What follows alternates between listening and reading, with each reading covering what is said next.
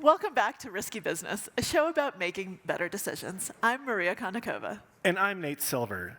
So today on the show, we're going to be starting, appropriately enough, with a little bit of poker. So Nate and I are both here from lovely Las Vegas because it is currently the middle of the World Series of Poker. But we love Aspen and the Aspen Ideas Festival so much that we're taking time off to be here with 21 straight days of poker. We can spare one day for the Aspen Ideas Festival.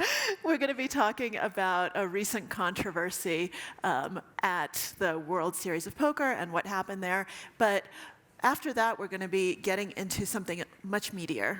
Yeah, I think the election of Zohran Mamdani in New York, the nomination, he still has to win the general election, is one of the most interesting and seismic events in American politics, at least since the election. You know, one of the most successful opportunities for like a explicitly socialist left-wing candidate to govern a state. It's actually very pro-finance. New York is not left in the way that Portland is, or Aspen might be, or things like that. So we're going to talk about both the strategy behind ranked choice voting and how that might have affected things, but also just, you know, a big political moment, how this might affect the party's decisions going forward.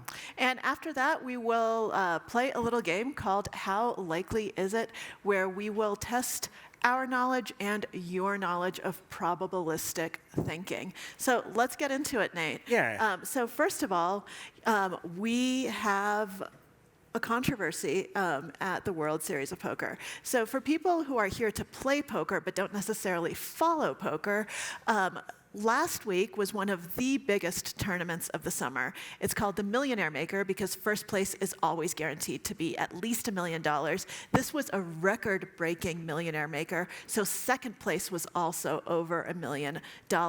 This was complicated by the fact that there was also a promotion being run by a rival brand, the World Poker Tour, which one of the two players who ended up getting heads up, which is one of the final two players, was eligible for, which meant that if he won the tournament, and only if he won the bracelet, he would get an extra $1 million. So think about for a second, right, in the context of decision making, in the context Incentives. of incentives, exactly, incentives matter, what that does. They get heads up. So two people left, only one out of 10,000 people in the tournament, yes, one of the final two happens to be the guy who can win this additional $1 million bonus on top of the $1 million he's already won. Yes. What a lucky guy. What a lucky guy. Unfortunately, this lucky guy has a chip deficit of 9-1. So that means that the other player, right, the one who is not eligible for the $1 million, has him out-chipped 9 times. So what that means is that usually 9 times out of 10, that guy's going to win the tournament. And what happens to the $1 million bonus? It disappears. Yep. Incentives matter. So what ended up happening was a very strange heads-up match that looked an awful lot, this is just allegations, you know, nothing proven, an awful lot like collusion. There was alleged chip dumping, where one of the players dumped chips to the other players, and made what was supposed to be an incredibly competitive, televised, by the way, this was all televised match, into something that looked very strange. And to people outside of poker, they were like, what in the world was going on? Yeah. The player who had the $1 million incentive won the bracelet, won the tournament, and they are now currently both under investigation. Yeah, no, I mean, there are a couple of themes here. I mean, one is kind of how, so it's not just that the tournament is televised, it's that in televised poker, the audience gets to see the players' private cards, right? Their whole cards. So to think that you could have this live streamed on TV and everyone can like see the hands face up basically, except the two opponents, it's tape delayed 15 minutes, right? It was, I think, pretty arrogant for them to think that they could just kind of, I don't know, right? If the player winning the $1 million bonus, what's his name? Jesse. If Jesse had been way ahead, then we'd be like, you know what, maybe we're going to be a little loose. But instead, every single decision, he plays as though he has knowledge of what his opponent has, right? In fact, the one wrong decision he makes is when the opponent has a weak hand and bluffs, but unfortunately his weak hand is better than the hand that Jesse has, so he calls down and loses to another bluff, basically, right? Yeah. But every single decision, almost without exception, to the point where the hosts are commenting it on the real time, they're like, we know how it's going to happen. There'd be very weird things like James would raise. Carroll, yep. I would make a small re-raise, and then he folds, right? If you go and look at computers now have solved poker, at least heads-up poker in particular, to a high degree. These are all plays that are done 0% of the time in optimal play, that are done almost 0% of the time by two very experienced players, right? Things like folding a pair to a tiny bet, which in heads-up poker, it's hard to make a hand in poker, as you'll see tonight, right? You're never supposed to do that, and so very blatant. No, it was quite blatant, and people are torn, right? There are people who say, well, they didn't hurt anyone because they were heads up. Right? So it's not like they took chips from a third player. Now, I'm writing a book right now about cheating in games. And so this is something that kind of I've thought about a lot. And on the one hand, I am sympathetic a little bit to that argument because a lot of the worst cheaters and a lot of the big cheating things in games, it hurts other people, right? It hurts other players. You're taking away equity from other players. If we assume that they were playing completely above board up until this point, then no one else was hurt, and basically they're just trying to game the system and get the incentives, which is a rational kind of game theoretic way of playing. However, there is another consideration here, right? So one of the things that I am a huge proponent on, and we've talked about this on the show, is sportsmanship, right? There are two concepts, gamesmanship and sportsmanship. Gamesmanship is, I'm going to win, and, I don't care how I get there, right? Like, I will take every single edge I can possibly take because I want to get there. Sportsmanship is doing it in kind of the spirit of the game, right? The spirit of the sport, to use an old school term, in a gentlemanly fashion, right? That you actually respect the game you're playing. When you're looking at a televised competition that's representing the game and people are watching it and expecting something, then to throw that match, right, to instead of competition, instead of an actual match, to give people, chip dumping or whatever it is, that goes against the spirit of the game. And that is something... It also violates the rules. I was thinking about it in kind of broader games. Like, imagine if you were watching a tennis match, right? That's also a heads-up match, a player one against the other, and it became clear that someone was throwing the match. And that's happened, right? Tennis is actually one of the sports where cheating, there's a lot of it going on. And if you watch that, you feel cheated as a spectator and as a lover of the game. You kind of feel like something was taken away from you. So I can understand, and by the way, I really like Jesse, like the player who ended up winning. He's the sweet, wonderful guy. But you have to be careful, right? If you like someone, it doesn't mean that what they did was correct. And this is kind of the theme that will tie this into kind of larger themes at this conference. So I not just straddle back and forth between poker and like the real world, but like I am involved in like lots of small, tight-knit communities, right? I'm not an effective altruist, but I know a lot of people who describe themselves that way, right? I know like the sports analytics nerds.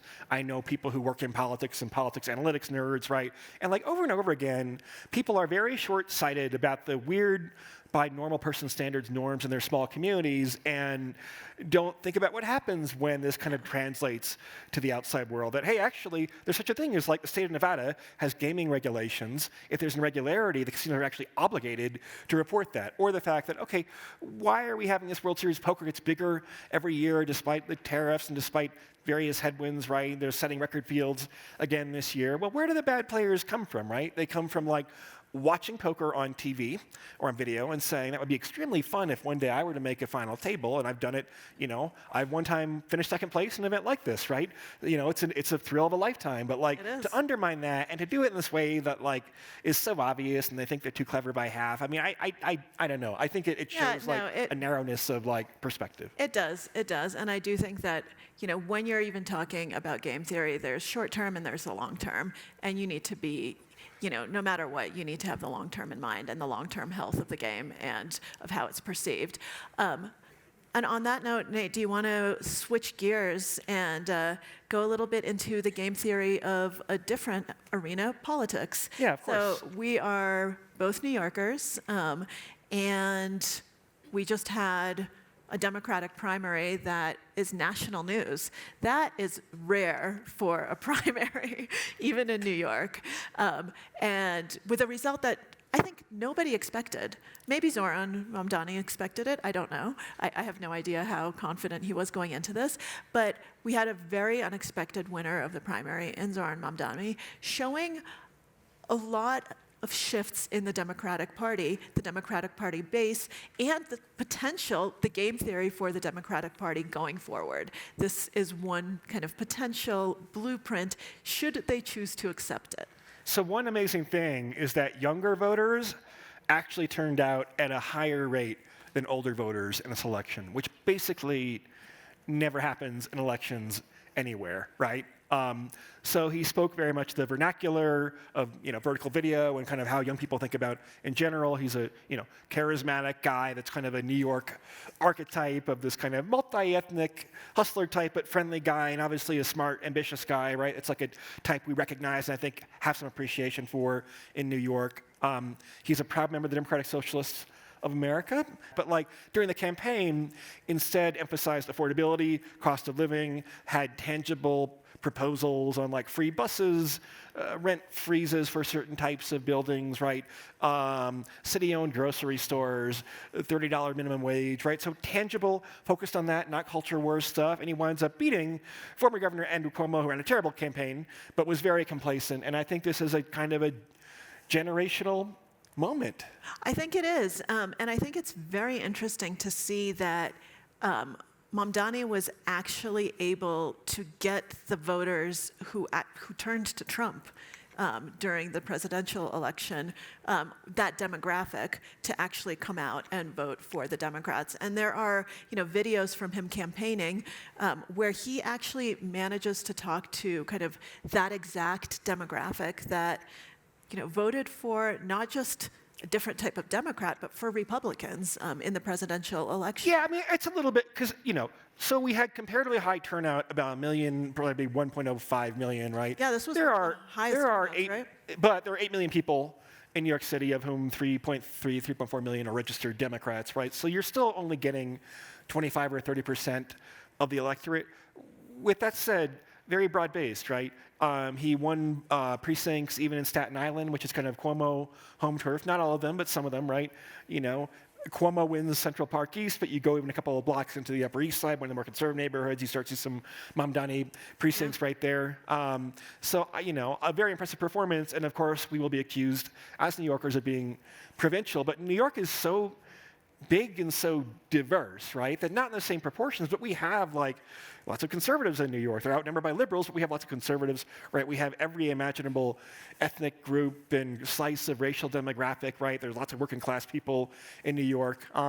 He mostly did well among the kind of upper middle class, kind of white people, basically, but there are those two, right? And did well enough, this is important, did well enough among the other groups, right? Because sometimes candidates say, okay, well, we're not going to win any, Democrats, right? We're not going to win any working class white men, so just write them off, treat them as a zero, when actually like getting 30% of working class non-college men as opposed to 20% makes a big deal, right? Trump in this past election got something like 18 to 20% of the black vote, which is a significant minority, right?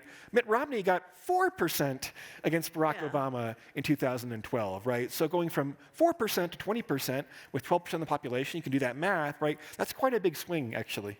Yeah, it is. Nate, do you actually think that the election was at all affected by the fact that this was the second primary where ranked choice voting was actually in use? Because that was something that people really were emphasizing. Okay, so ranked choice voting means you have 5 choices, you rank your choices.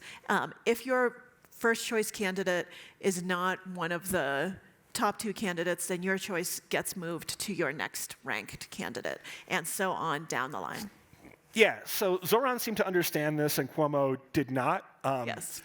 For one thing, he formed alliances with other candidates, right? Especially Brad Lander, the third place candidate. Now, from a game theory standpoint, I don't think this is necessarily rational for Brad Lander, because like, if you're in third place and the other guy's in second place or maybe first place, right, you don't necessarily want to help him out, right? But I think Brad Lander hates Andrew Cuomo's guts, as a lot of people do in New York, and so there was that. Zohran also ran a very positive campaign and a substantive campaign, which is a change from how campaigns are often run. And I do think, like, not uniquely the left in the United States. I mean, look at Trump also and MAGA, right? But like, there often's a lot of negativity, a lot of anxiety, right? And that wasn't what he was doing, right? He was a smart, substantive guy, you know, who literally walked the entire length of Manhattan, like the last day before the campaign, right? Yeah. Wearing a suit, and so like did every podcast in the world. I think I've done like 6 podcasts in the day before. I think Zohran probably beat that record. I'm sure he did. Yeah. But he very much earned it, and Cuomo was pure negative. We do have a general election still where Cuomo is running again, right? I don't know if that And feels so like a is good Eric integrity. Adams, maybe. And Eric Adams, the incumbent mayor, defected from the Democratic Party, friendly with Trump, right? You also have the proper Republican nominee, Curtis Sliwa, who is a guy who founded the Guardian Angels and owns like 56 cats or something like that, literally. So yeah, so we don't necessarily have the textbook ideal candidates in New York, although maybe that's okay. We got higher turnout, and that's good to see. Yeah, so I'm also interested, you know, from the point of view of like the game theory of the Democratic Party, right? We have this election which seems like an anomaly but might not be, and a lot of the Democratic establishment don't want to embrace Zohran Mamdani, right? They think that he is, you know, too fringe, right? That he is too radical, that some of his ideas are too kind of too out there, and that they want to go safer, they want to go more middle of the road, which is what they were saying during the presidential election that they lost. Yeah, it's kind of hard to be like an exciting centrist is part of the problem. You know, I don't know if Mayor Pete is exciting. I guess he's a well-spoken person, for example, but like sometimes more the energy comes from the left. Again, like to me, and look, I'm a University of Chicago economics major. I'm unapologetically kind of a neoliberal, right? It does seem to me like, look, the economic left has not had a lot of power in the United States recently, right? And so I become more sympathetic because I'm like, well, we haven't made those mistakes. They will make mistakes, and it's very hard to govern a state like New York. It's particularly hard to govern New York City because New York State controls the taxation policy, a lot of the budget, and things like that. There are always rivalries between Albany and City Hall, right? That will not be any different. Yeah, absolutely. And I also wonder, you know, if Mamdani does get elected, right? This is a big if still, right? I mean, 75%. 75%, but 75%, as we know, is not 100%, as we very well know. But let's assume he gets elected. It's going to also be a very interesting shift where kind of candidates like Mamdani have been, you know, the underdog, right? And it's been kind of the underdog story of someone who is kind of young and kind of more radical and has those ideas and wins despite the odds. Now, what happens when you become the establishment, right? Like that underdog story shifts your incentives. We were talking just now in poker about incentives. Incentives matter in everything. Your incentives shift, right? The things that you were able to promise, suddenly you have to make coalitions with other, you know, with lobbyists, with other ruling factions, with, you know, you need to face the realities of power. And so it's much easier to kind of be the idealist before you get elected. And once you are the establishment, that changes and you change. And so I'm going to be very, very curious to see what happens and how that story kind of ends up shifting, and then what happens to the supporters, kind of what all the downstream effects are going to be. Yeah, you're registered in Nevada now. I am, yes. I'm in New York. This is the rare time when I have a general election vote in New York that could plausibly matter, right? And, you know, people like me who might be kind of on vaguely the center, culturally center left and economically center something, right? A lot of people are concerned about him, but like to me, it's a bit like if you're picking a founder for a startup, right? You're kind of going more off like the raw intelligence and talent and work ethic, maybe more than like the particular program or platform, right? Or at least it's kind of like what I'm telling myself potentially. And the fact that like he's a lot of dexterity in talking about policy, right? He went on like the Odd Lots podcast, which is Joe Weisenthal and Tracy Alloway, which is kind of in the same family as Risky Business, right? And like talking a lot of wonkery about policy and things like that, right? And like I like politicians who are elected officials and are responsive to some degree to public opinion. I think it's how democracy should function, right? And he can say, here are my priors. I stand for the working class. I don't like capitalism all that much, right? But he's not proposing anything too radical, and it's not angry. You know, Bernie Sanders understood that, right? The one moment when the Sanders campaign got a little bit angrier was toward 2020 when they won the first couple of primaries, and they were, instead of bending the knee to the Democratic Party, I remember going to a rally in Nevada. Bernie wound up winning basically 3 states in a row. Iowa was disputed between him and Mayor Pete, so we won't get into that, right? But 2.5 out of 3, right? And he gave speeches that were like, yeah, well, screw you, Democratic establishment, right? Now you have to kiss my ring. And there they still had leverage, right? They still had leverage. They had the leverage to have Jim Clyburn and Amy Klobuchar, Mayor Pete, everybody else rally behind Joe Biden successfully for one term. You know, whether that was a good decision in the long run or not will be, I think, debated. But yeah, you don't want to rub it in someone's face when they still have chips on the table, so to speak. And so, you know, it would behoove Zohran to understand there's still a losable. We're going to talk about what these probabilities mean. 25% is a real possibility of losing, right? And so he would be mindful to keep up the strategy that he had in the primary. And mindful to, if he gets elected, to try to keep up the same strategy if you want. It's a really hard. It's hard. It's a really hard job. It is. It's an incredibly hard job. I think you can probably do better than Eric Adams, right? But it's a hard job. It is an incredibly hard job, and I think we do need to remember that. Nate, do you have any other kind of final thoughts on the election, or should we talk probabilities more generally? No, again, I kind of said at the top, I do think that the fact that Cuomo called in all the cavalry, right? He called in Bill Clinton to endorse him. He called in Michael Bloomberg. He called in Jim Clyburn. Every black group, Jewish group, Italian group. We got all the ethnic groups in New York, right? Lots and lots and lots of unions, right? And that's how you used to win in machine cities, machine states.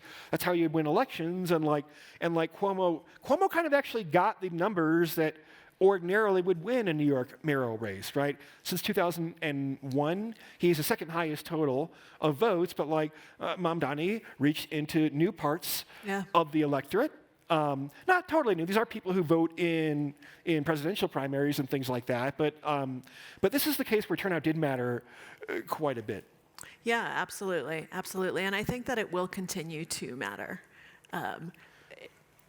It's usually a cliche. I mean, Democrats, I think, you know, if you look at Kamala Harris's loss, wrote about the Silver Bulletin, right? I do not think you can blame that on turnout. Turnout was, in fact, the second highest ever in a presidential election behind only 2020, right? But in a race where maybe a third of Democrats turn out, if you're lucky, maybe 25%, then getting people excited, being interesting. So many politicians they're either psychopaths or boring, right? 94 of 100 U.S. senators are either psychopaths, boring, or both. Right? Yeah, no, and a lot can be said for being nice and having energy and actually being excited about the job you're going to do, even though it's going to be a really, really hard job.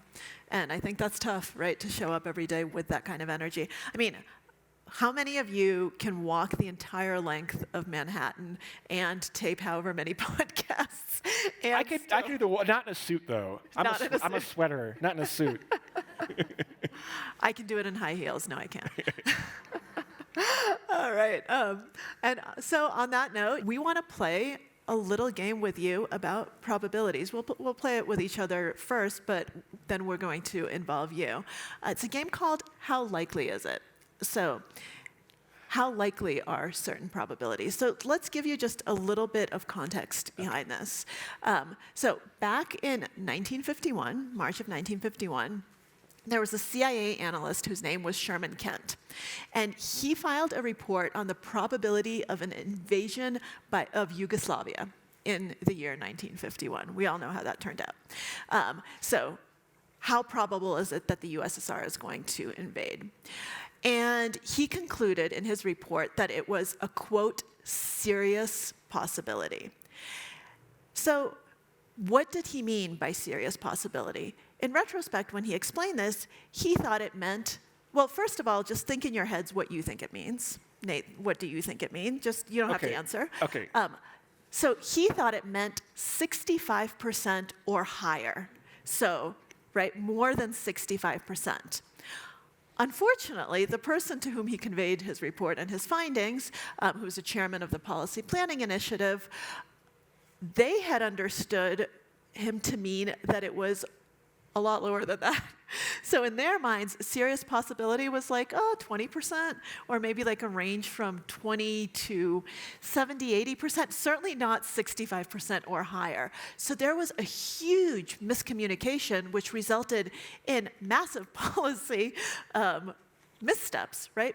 Just because how serious a serious possibility was not. Well, people are number mismatch. phobic, right? Yes. You know, at former 538, now Silver Bulletin, right? We have an election model where we give, a probability is fundamentally defined as a number between 0% and 100%, right?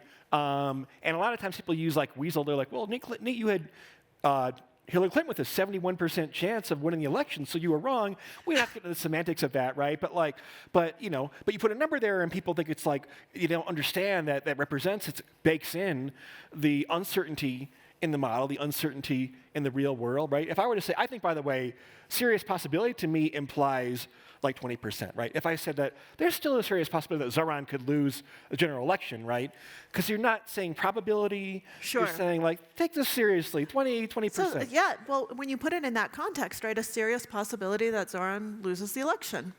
25% right now. That sentence makes sense, which is why, when I was a grad student, and studying decision making, one of the things that we talked about was how do you communicate risk, right? How do you communicate probabilities to people?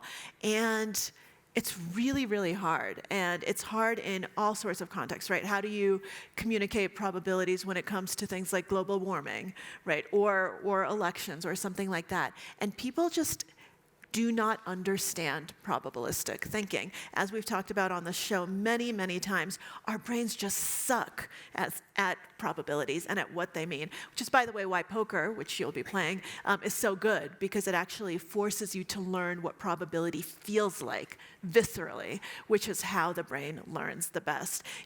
I, for instance, no bad beat stories on the podcast or in real life, but I know how it feels to lose on day 4 of the main event of the World Series as a 98.6% favorite in a multi-million chip pot. It happens, right? It feels like it shouldn't, because 98.6% feels like it should be 100%, but it's not. Probabilities matter, and we're so bad at them. And yet, something that you just said, Nate, which is absolutely crucial, is that we're number phobic. When you tell people, you know what the best way to communicate probability is? State the probability. Yep. State the damn thing. Put a number on it. Actually say, I think the probability is between 10% and 15%, and I am 75% sure in this estimate, right? Or at the very least, be explicit about the language that you're using. I believe the IPCC, the Global Climate Reports, right? They will use language like very likely a lot, but in the appendix you look it up and they say very likely means whatever it is, 95% or higher, right? Nate, how many people reading the report then go to the appendix to see how many people read the IPCC report? My whole family once gave each other the Iraq Study Group report for like Christmas or something. It's that kind of family. Look. Christmas at your house this year? Because the opposite is people use this as weasel words, right? They're intentionally ambiguous to say later on, oh, I was right, I was wrong, right? Which is lame, right? People don't get any better unless they feel the pain of putting something which is in the public record and is accountable to some degree. Obviously, you need like a large sample predictions to be able to evaluate, do of your 70% probabilities, do 7 out of 10 come true in the long run, right? But do you want to play a little bit of the game here? How likely is it? Yeah, let's absolutely do it. So the way that this game is going to work at first is I am going to tell you a phrase, Nate, and then you'll tell me what % probability you think that phrase represents. Okay. And then I'll think of my answer as well. And if you guys want to play along, feel free to think of yours. All right. So if I tell you almost certainly, what are you thinking? 95% plus. Okay, so almost certainly 95% plus. I was actually going to go a little bit lower and say 90% plus, just knowing that in this world, basically nothing is certain. And if we're at above 90% probability, like, holy shit, you know, as a gambler or as an investor, if I told you that you had an investment that had a 90% probability of succeeding, how many of you would take that investment? Right, I hope most of you. But if I told you that you could take a gamble with a 90% probability of success. Yeah, and people in gambling, right? I mean, you'll learn in poker, if you can get like a 54% edge in poker, yeah, it's that's great. pretty good, It's right? amazing. Yeah. But I'm not saying that that means almost certain. But to me, like above 90%, given how much uncertainty and ambiguity there are in the world, so those are two different things, right? Uncertainty is we're not quite sure what the probabilities are. Ambiguity is we're not even quite sure kind of what the factors are. We're not sure if our model is 100% correct and is accounting for everything. So given all of that, I would actually say like above 90% would be almost certainly. I don't know if that makes you rethink your answer or not. You know, I watched enough NBA playoff games where teams blew 17-point leads and things like that in the fourth quarter. So, like, I want the security of 95%. All right, you want the security of... After playing poker for a few weeks, yeah, where nothing is certain, then I'm like, I want my almost certainties at 95, right? That makes sense. So what would you actually, like... What would you say for like a 90 plus or an 8? Is there a phrase that you would think more accurately represents that? Very likely, highly likely. Huh, interesting, because I would think that very likely would be below 90%. See? This is why this is ambiguous. All right, so I am going to give you another phrase. Okay. If I said that something was unlikely to happen. Yeah, I'd say unlikely, or for that matter, the counterpart. Likely is one of the worst and most ambiguous terms to use in that context, right? Because literally it can mean, depending on the context, anything from like 0.000%, 1%, 0.001 to like 49%, right? It's very ambiguous. I would tend to think unlikely means 25 or 30%, somewhere in the middle of the below 50% range. What about you? Yeah, I was going to be at around 25% or below, right? Any of that is unlikely, and you know we can start kind of playing around with it a little bit with adjectives. But I totally agree with you that likely. What about likely? By the way, would you say likely is above what percentage is likely? Is it above 50? It feels like they're a little asymmetric. Like likely, I think you have to be 60 or so, right? Yeah. It is asymmetric, right? Or possible or probable. These ones are pretty bad, right? You want to do one more? You want to give the audience one? Let's do it. All right. So how about if I actually add an adjective to unlikely and say highly unlikely? Now what are we talking? Now 10% or below. I think it's kind of the counterpart to. I don't know why I think it's 10% or below. The other word's like 95%. I was about to say why the asymmetry. So you said highly likely was 95. I'm just a large language model teasing out implicit context from the way these phrases are used in the real world. I don't know what ChatGPT would say. So highly unlikely, I would say. It is interesting because I might actually be lower than you. I might say like below, if it's highly unlikely, like below 5%. Like it's just, you're telling me that it's almost certainly not going to happen. To me, right, that like highly unlikely and almost certainly kind of go hand in hand. But let's, if you actually kind of go out in context a little bit with that, think about weather reports, which is something where we experience that's one of these things where we do get probabilities, where we do get percentages, and we experience those on a daily basis, right? What is your threshold, Nate, for bringing an umbrella? Like, what's I got the hat. I'm not an umbrella. I find umbrellas okay, that was a bad very question. cumbersome and unwieldy. This is true. Why is umbrella technology not improved more? Nate and I have walked together in New York City rainstorms where I'm like, do you want to share my umbrella? He's like, I got my baseball cap. I'm good. But you know, for people who are not like you and who actually care about rain, like, what's your threshold for bringing an umbrella? Like, for me, if it's like 50% chance of rain, I'm probably not going to bring it. You know, if it's like above 60, I'll probably bring an umbrella. You know, it really just depends on what I'm doing. And so you know, But you think about those days when it was 90% chance of rain and it didn't rain. Okay, right? let's get the audience involved here. Let's do it. All right. One last one. We're going to do it with you guys, and I'm going to ask you to raise your hands. So if I say something is possible, that's a secret password, right? Yeah. Possible, and you have to take one of the following ranges, 0 to 25%, 25 to 50, 50 to 75, 75 to 100, right? If I say something is possible, raise your hand if you interpret that as 0 to 25%. Okay, we have about a quarter of about 0 to 20% of the hands up in the audience, right? Yeah. But quite a few hands. How many people say 25 to 50%? A little bit more, kind of similar. It's kind of similar, but probably a little more. Okay, how about 50 to 75? And there are a handful of hands, so it's yeah. possible that could be. And how about 75% or more? One hand. So the weighted average is like 36 or something percent. We're like we're doing science here apparently. Yeah, doing it on the fly. Yeah. But people think it means anything from 5% to 80%, right? If you ask people to write down individual guesses, so not very useful to have that frame. No, it's really not, because what do you even mean? Probable, likely, like it is, it's such a hedge word, and what we're trying to do is actually force you to be more precise in your probabilistic judgments, because precision matters, right? Whether it's the precision of the USSR invading Yugoslavia, or a gamble that you're taking at the poker table, right? No, because we know, like, odds? when it comes to like politics and things like that, political questions, like people are also just often interpreting stuff in bad faith, right? Like I think that when you say there's a 30% chance of rain and it doesn't rain, people don't get as mad as when there's a 30% chance of Donald Trump winning and he wins, or things like that, for example. But politics makes people's brains misfire in various ways. Absolutely. Well, as soon as there's personal motivation there, right? As soon as your identity is affected, that's when your ability to accurately judge probabilities degrades even further, even though it needs to be more accurate, but it actually starts degrading. So I don't think anyone is personally threatened by it raining or not raining, unless you're a meteorologist and this is your career on the line, and you're in a country that might fire you for an incorrect forecast, which has happened.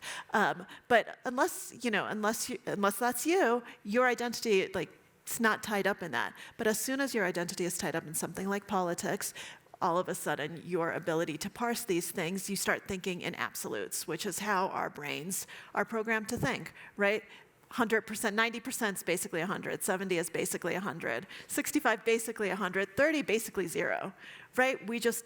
Let's at least get 75 and 25, right?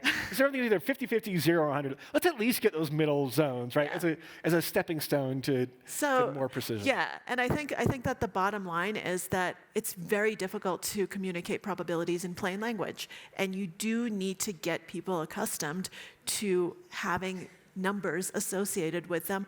And one of the best ways of doing that is to try to figure out, okay, what experience can I tie that to in their life that makes them understand what this actually means, right? That 25% Teach your kids poker. is not 0. I'm halfway serious. Yeah, no, teach your kids poker. I've actually talked about this many times, and I actually think that is one of the best ways that you can combat this.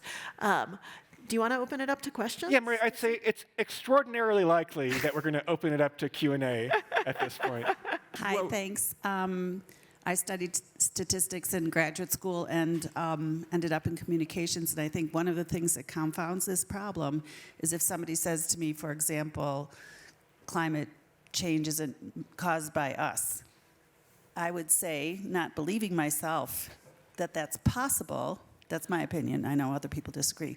But in order to have a conversation, I validate their opinion and move on. And that's standard operating procedure when you're trying to actually change minds. So part of what you're saying is we're inaccurate in communicating the real probabilities. But part of what's going on is that most of the conversation is about trying to find some middle ground. So how do you separate those two uses? Yeah, and this kind of gets into the conversation about Zohran earlier, right? Where he's going on podcasts where the audience might not be favorably inclined to him, and I've done this too. Like when I had my book marketing my book, I talk to conservative audiences, liberal audiences, everything in between, right? And you're basically a politician, right? You're trying to code switch back and forth. You're trying to be empathetic to your audience. You're trying to find points of agreement and not disagreement. Maybe more politicians should take that lesson. I mean, look, I generally think that when scientific communicators try to dumb things down too much, it's not quite the right term. There's empathy and there's empathy, there's dumbing down, and there's skipping over the rough patches of the argument in a way that create false certainty sometimes, right? I generally believe that treat the audience as being reasonably smart and sophisticated, right? I mean, as poker players too, I think we are naturally suspicious, right? And I think people can tell, I think, when a politician is being inauthentic or when they're not being kind of communicated with fully forthrightly, right? I thought this was an issue at the beginning of the COVID pandemic. We're changing advice about masks and things like that, right? I think whenever people kind of say, oh, the science is settled on this question. Well, on some questions it's settled, on some questions it isn't, right? And it's often used as a cudgel where there is genuine uncertainty. And so yeah, I mean, it's look, we wrestle with this every day, journalists do, but I err more on the side of you can be empathetic in how you present something, and obviously if you're in a kind of question, not everything you say in response, you're not going to correct anybody to be oh, literally, you're wrong, but let me tell you something else, right? So I'm, empathetic, but when official scientific communication, I think, should aim more on the side of precision. I think that we are also not tolerant of ambiguity, right? That it's much easier to win elections. It's much easier to win over a crowd if you speak in absolutes, if you speak in certainties. And the person who says, I'm really not sure about this, here are the pros, here are the cons, and who gives the more nuanced response is not the person who ends up getting ahead. And so there's a fundamental mismatch between the need to communicate ambiguity and uncertainty and the fact that, some things we just don't know, and that there are these kind of confidence intervals there, and the need to tell a story. And tell a compelling story. And this is something that, Nate, you and I have to struggle with as storytellers too. I mean, we're communicators, we're journalists. We make choices all the time when we write an article, when we write a book. How do we tell the story? What story do we tell? And you can't constantly, I mean, a book will be absolutely unreadable if every single paragraph is a caveat where, you can also interpret it this way, and I'm not quite sure about this, right? You can't work that way. And so you make choices all the time. Of course, sometimes ambiguity is strategic, right? One reason why I think models like ChatGPT are good at languages, because language is more strategic than people think, right? Let's say Maria and I are on a double date with our respective spouses, and then a third couple that we don't know that a friend kind of sent us with for a friend's date, and they're super fucking annoying, and we hate their guts, right? If I say something like, Maria, what time did you say your flight was tomorrow morning, right? Yep. That's ambiguous. What it really means is that let's get the fuck out of here, right? Yep. And Nate and I have known each other for long enough that I would say, it's at 7 a.m. We really have to go. So there are strategic uses of it. Yeah, there are more questions back there. Hi, I'm a longtime listener, first-time caller. Welcome to the show. My question is, how much do we think Zohran's win is the idiosyncrasies in New York City and him being a great candidate and Cuomo sucking, and how much is the political climate has changed in some way since the last election? That is such a good question, because the Cuomo sucking part of it is actually huge. That sounds like a silly statement, but I actually think that is an idiosyncrasy of this election from a psychological standpoint, because never underestimate the power of people to band together and coalitions to actually stick together when there's one enemy, right? When there's a clear someone who no one wants to see win, all of a sudden people who would never vote together, who would never kind of partner up. And this is, from a psychological standpoint, you see that, Nate. He both ran a bad campaign and kind of, to use an informal term, kind of cock-blocked all the other candidates in the field, right? Where all the money from hedge funders and people like that went to Cuomo, and you saw quotes after people who were like big Cuomo donors, like, I didn't really care about him that much, but it seemed like that's what everyone was backing. I'm not going to back the socialist, right? And so therefore, yeah, if you'd had a fully fledged campaign between Zohran and Brad Lander or something, or Adrian Adams, it might have been closer. But he's a good candidate. I mean, look, a lot of times political analysts like me are left saying, yeah, the wins and losses are what matter, but for analyzing trends, then close counts, right? Look, if he had lost by 7 points instead of won by 7 points, I'd still say that was pretty impressive, right? It might be a sign of change. Here it's a cleaner story, I think, but usually surprising outcomes are overdetermined, right? It has to do with the changing of the guard generationally. It has to do with, he kind of figured out the right formula for more left-wing ideas. It's not woke culture stuff, right? It's affordability. It's working class people, things like that, right? He's a very well-presenting guy, right? Who's very New York, I think, in some ways. His mom was a filmmaker, and his visuals are all quite stunning and beautiful. And Cuomo. So it's like 4 things coming together. But he also won by enough margin where maybe only 3 of those things, or 2.5, had to come together, and he would still have won, probably. Yeah, and when things are overdetermined, by the way, we can't answer your question, right? When things are overdetermined, you can't quite know what the crucial factors were. So I think that the real answer to your question remains to be seen. But it's a really interesting thing to try to disambiguate and try to see kind of how did we end up here. And I think that this is an election that people will be looking back and doing some commentary on for many years. Going back to the situation number 1, the poker tournament, your buddy Jesse, I guess, won. And you said that it is a victimless crime. But I'm going to challenge you on that. What entity put up the $1 million bonus? Yep. And they got screwed out of their money. And they were paying for an entertainment product. Yeah, no, I wasn't saying it was a victimless crime. I was saying that as far as we know, they didn't cheat other poker players in the tournament, which would have been a million times worse, right? If you collude against other players, then I have zero sympathy for you. I was saying that I'm a little bit more sympathetic because this was heads up, so no other players were hurt. But you're absolutely right that, there is a third entity that has this promotion. However, this third entity, I think, is getting amazing publicity. And they kind of knew that this might happen. And as far as, we skipped that part of the backstory, right, which is the World Poker Tour through the promotion. They have a big rivalry with the World Series of Poker. I think it's partly the World Series' fault for, we don't have to get into this arcane reasons for why the rivalry has become worse and worse. But, this is a way to competitively interfere in the integrity of the World Series of Poker, right? Because it does change the absolutely changes the right? dynamics. It changes the incentives. So it can affect play for every player. If there's one player that has something that changes his incentives, sometimes that makes it easier for other players, sometimes it makes it harder, right? But you shouldn't have some external purse. No. Probably if it wanted, the World Series Poker could probably bring a lawsuit, right? I think they were trying to be nice guys about it and not stoke this rivalry and give the WPT more ammunition for this rivalry, right? But also they do have rules saying you can't do this, right? Yeah. They have rules saying if it's against the spirit of the law, we're running the game and it's our choice. If you want to appeal, go to the state of Nevada, who has clearer rules against this kind of thing, right? And so I give 2% of the blame to the World Series of Poker, right? 38% to the World Poker Tour and 60% to the players, basically. Yeah, see, this is how you use probability.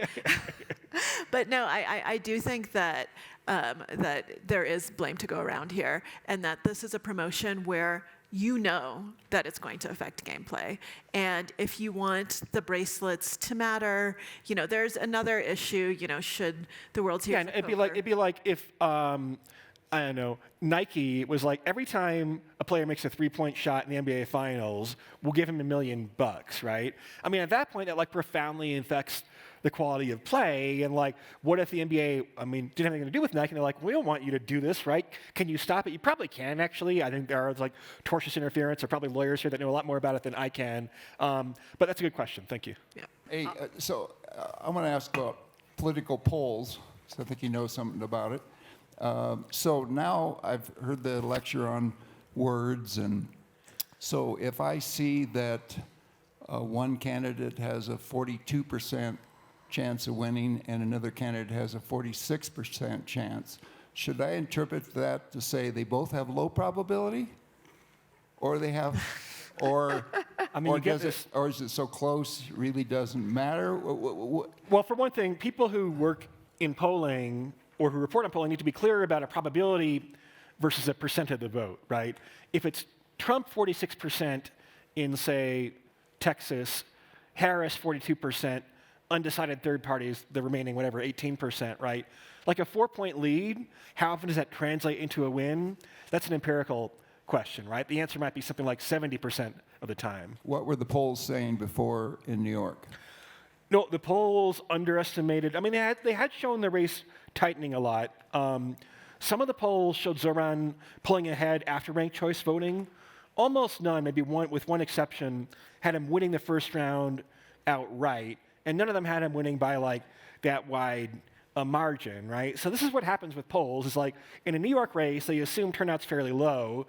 They're surveying the people that like always turn out in New York mayoral races, considering them likely voters are 20% of the electorate, right?